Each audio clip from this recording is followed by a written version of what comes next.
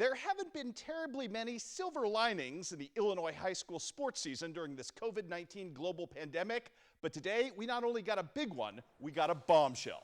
KHQA has learned that legendary Iowa high school volleyball coach Melissa Friesmeyer has agreed to helm the West Hancock program for the upcoming 2021 season. A well-placed source says the hire is still contingent on school board approval, but that is expected to be a mere formality.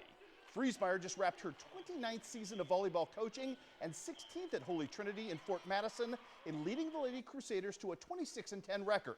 She holds a lifetime 972 and 195 record and has led her teams over the years to 18 Iowa State tournament appearances. Now, the West Hancock hire changes nothing about Melissa's current status with Holy Trinity. She's expected to return to helm the Lady Crusaders in the fall of 2021.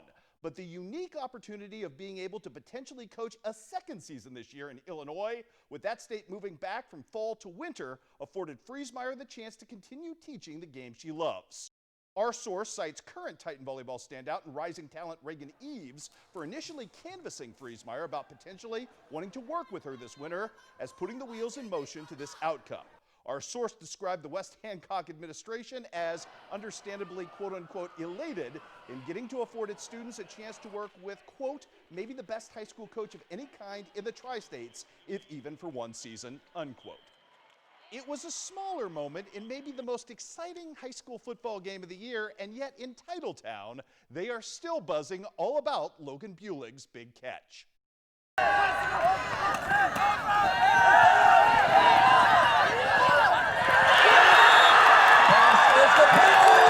It was great block by the offensive line, gave me a bunch of time. Kyle had all the time in the world he wanted to throw, and he rolled away, threw it right to the back of the end zone, and gave it to me. It was just a perfect pass. The catch wasn't too shabby either, a fact likely not lost on Monroe City's district title opponent this week. In their Mayor's Cup meeting, Logan Bulig torched Palmyra for 104 receiving yards. It was a prime reason the black and gold led that game after 3 quarters. And he's well aware his name likely appears prominently in Palmyra's defensive scouting report this week. This week we know that Coach Kirby told us that they're probably gonna give more of me attention just because, I mean, I did get a lot of yards last time, but I'm excited this year to see what they did, see what they're gonna do, and we'll see what happens. I know that I got a lot of wide receivers on this team like Dion, Logan, Josiah, just a lot of people that whenever I'm in trouble, if I need one last resort, I know I can always go to those guys and they'll come down with it. And therein lies the unique twist on this incarnation of Monroe City's offense. While it's still decidedly wing T at heart, Bulig's holdover and a trio of new additions in freshman Waylon DeGrave and first-year football imports Josiah Tolton and Dion White have made the receiving core here just as important to the scheme as any fullback. Oh yeah, just being around the team, everyone becoming a big family. Oh, it's so much easier, especially with Joshua and Kyle, know what they're doing in the backfield. Makes everything so much easier. It's good that Dion came out. It's good that Josiah came out because they really helped it. It's really, and then again, I got to give a lot of credit to my offensive line because without them, obviously I wouldn't be able to have all the time in the world that I can throw to all these guys. That diversity of attack, as well as lessons learned from meeting number 1, could well prove the Rosetta Stone to unlocking one of Missouri's stingiest defenses. What's the biggest thing you guys learned from that first Palmyra game that you can kind of apply and get a win this time around? Oh, that we're going to bounce back. You can come back from anything.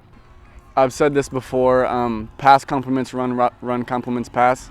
So if they're playing too much on the pass, then we're just going to run it, and then they're going to have to honor the run, and when they honor the run, we can throw it over the top, and then it's going to be a game of who can outsmart the other one. We know that when we get in 3rd and long, 2nd and long, 4th and long, we know that we have someone to step up and make the plays, and like Josh did in Bowling Green, 64 yards, 65 yards, something like that. It was a big play, and really helps us know that we have someone in the backfield that can give us a good run. And lest anyone forget, from that South Callaway victory in week number 1, right up until now in the Bowling Green comeback last week, Monroe City has proven itself a really difficult team to kill. We knew, like, when we played Palmyra and Centralia, we knew that we knew what the losses felt like, and we don't want to do it again, so we brought that energy into the practices day in and day out, and we got better. And coming up tonight at 10 o'clock, we'll look ahead to Hannibal's big district title showdown with Moberly, including the Pirates receiving a very special guest today. That's it for me, Amber. We'll see you guys tonight at 10.